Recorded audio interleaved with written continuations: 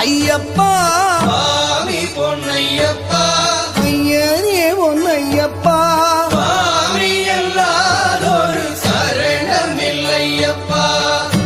ஓம் சுவாமியே